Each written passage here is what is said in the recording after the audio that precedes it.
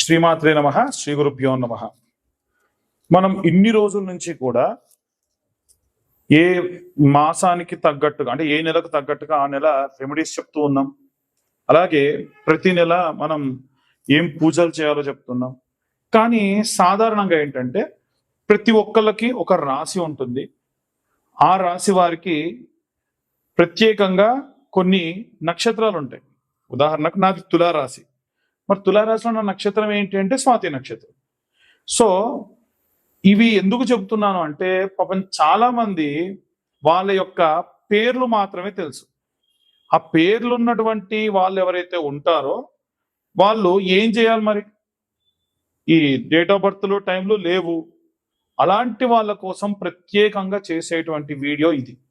దయచేసి ఈ వీడియో ప్రతి రాశికి సంబంధించి ఏ గ్రహ సంచారం ఉంటుంది, వాళ్ళ అక్షరాలు ఏముంటాయి, ఏ పేరుతో స్టార్ట్ అవుతుంది అనేది చెబుతూ ప్రత్యేకంగా వాళ్ళు ఏ రెమెడీస్ చేసుకోవాలి, లైఫ్ టైం వాళ్ళు ఈ రెమెడీస్ చేసుకోవడం అనేది వారికి సహాయంగా ఉంటుంది అనేటువంటి విషయాన్ని చెబుతా. అయితే ఇవన్నీ కూడా గోచారానికి సంబంధించినవి మాత్రమే. ఎట్టి పరిస్థితుల్లో మీ పర్సనల్ జాతకం వేరు. మీ పర్సనల్ జాతక రీత్యా మీది పక్కాగా ఇదే నక్షత్రం అయితే మీరు ఆ నక్షత్రానికి తగ్గటువంటి రెమెడీస్ చేసుకోవచ్చు గ్రహ సంచారాన్ని బట్టి.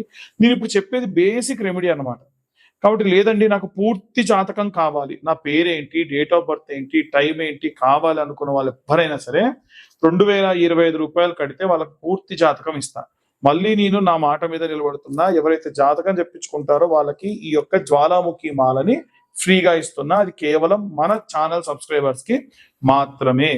ఎట్టి పరిస్థితులలో ఈ వీడియో ఎవరైతే చూస్తున్నారో వాళ్ళు నాకు వీడియో షేర్ చేసి 2025 రూపాయలు కట్టి జాతకం చెప్పించుకుంటే వాళ్ళకి ఈ జ్వాలాముఖి మాల ఇస్తా. మేము చెప్పేటువంటి ఈ యొక్క వీడియోలో ఉన్న ఇన్ఫర్మేటివ్ గా అనిపిస్తే ఇంకొంతమందికి షేర్ చేయండి. వీలైతే ఈ వీడియో మీకు నచ్చితే లైక్ చేయండి. ఇప్పటి వరకు మా ఛానల్ని సబ్స్క్రైబ్ చేసుకోకపోతే సబ్స్క్రైబ్ చేసుకోండి. దానివల్ల ఏంటంటే మా ఛానల్ నడిపే వాళ్ళకు కూడా కాస్త బూస్టింగ్ వస్తుంది, ఇంకా ఇంకా డెవలప్ అవుతారు. మీ దాకా ఈ యొక్క వీడియోస్ తీసుకురావడానికి మా వంతు మేము కూడా ఎన్నో రకాల పరిశోధనలు చేసి కృషి చేసి మంచి మంచి వీడియోస్ మంచి మంచి రెమెడీస్ మీ దాకా తెప్పిస్తాం. వృశ్చిక రాశి వారికి సంబంధించి విశాఖ నక్షత్రం 4వ పాదం, అనురాధ 1, 2, 3, 4 పాదాలు, జ్యేష్ఠ నక్షత్రం 1, 2, 3, 4 పాదాలు. ఈ యొక్క విశాఖ నక్షత్రం 4వ పాదము తో అనే అక్షరంతో ప్రారంభమవుతుంది. ఎవరైనా సరే తో అనే అక్షరంతో కనుక మీ పేరుంటే వారిది విశాఖ నక్షత్రం 4వ పాదం.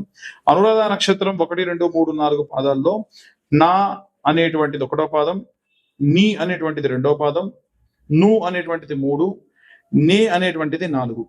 జ్యేష్ఠ నక్షత్రం 1వ పాదం విషయానికి వస్తే జ్యేష్ఠ నక్షత్రం 1వ పాదం నో అనే అక్షరం, 2వ పాదం యా అనే అక్షరం, 3వ పాదం యు, 4వ పాదం ఈ యు, ఈ 2 అక్షరాలు అనమాట. అంటే ఈదయ్య అని కానీ యుగేందర్ అని కానీ పేర్లుంటే వారివి జ్యేష్ఠ నక్షత్రం 3, 4 పాదాల కింద పరిగణలోకి తీసుకోవాలి. జ్యేష్ఠ నక్షత్రము అలాగే అనురాధ నక్షత్రం విశాఖ నక్షత్రంలో జ్యేష్ఠ నక్షత్రాన్ని శాంతి నక్షత్రంగా పరిగణలోకి తీసుకుంటారు.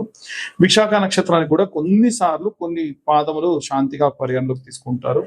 అయితే ఈ విశాఖ నక్షత్రానికి సంబంధించి గతంలో ఉన్నటువంటి వీడియోలో కూడా చెప్పుకున్నాం ఏంటంటే విశాఖ నక్షత్రం అగ్నితత్వమైనటువంటి నక్షత్రం కాబట్టి వీరు ఎట్టి పరిస్థితుల్లో కూడా అగ్నితోని ఆడకూడదు.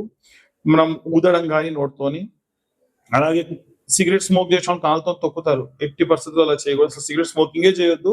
కాలుతో తొక్కి కొత్తగా ఇంకొక దోషం అన్నమాట, అది కూడా చేయకూడదు. అలాగే వీలైనంత వరకు కూడా వీరు మందారము, ఎర్ర చేమంతి, కాంచనము, గన్నేరు వీటిని హోమం జరిగేటప్పుడు వేస్తే మంచిది.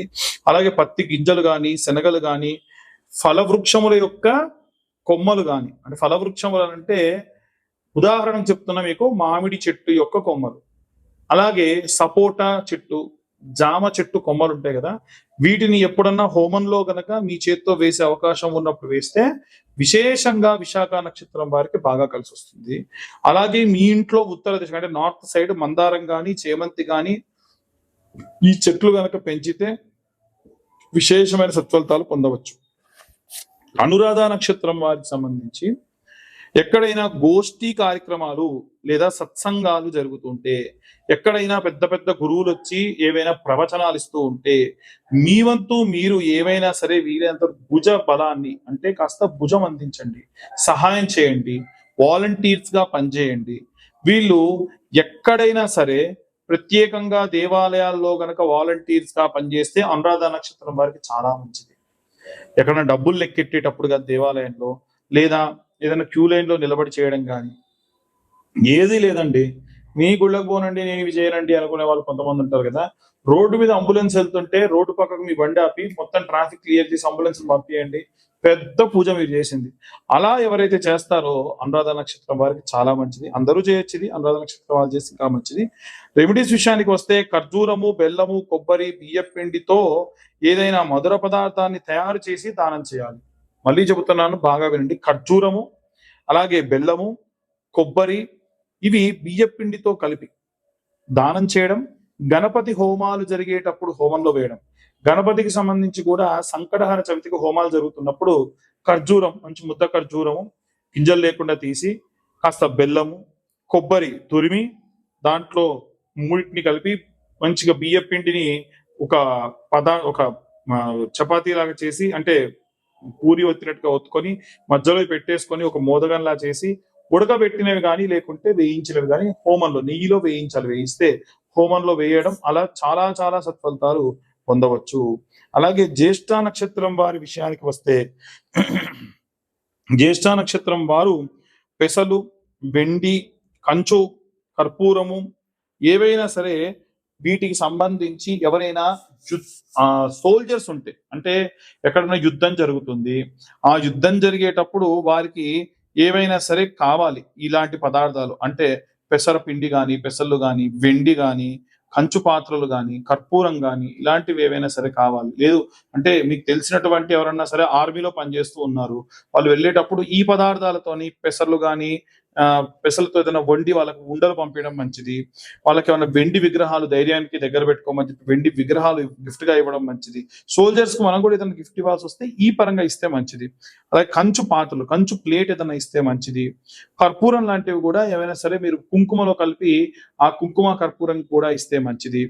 ముఖ్యంగా ఈ యొక్క కర్బూజా పండ్లు ఏవైతే ఉంటాయో అవి వీలైతే ఎక్కడన్నా సరే జైళ్లలో మీరు పంచే అవకాశం ఉంటే గనక పంచితే కూడా మంచిది. ఎందుకంటే దొంగతనం చేసి వారికి వారి యొక్క ఆ వారి యొక్క లక్షణాలన్నీ మార్చుకొని మారేటువంటి అవకాశం వారికి వచ్చేటప్పుడు ఇలాంటివి మీరు పంచితే వారికి విశేషమైనటువంటి సత్ఫలితాలు పొందవచ్చు. ఇవన్నీ కూడా జ్యేష్ఠ నక్షత్రం వారు చేయవలసినటువంటి దానాలు.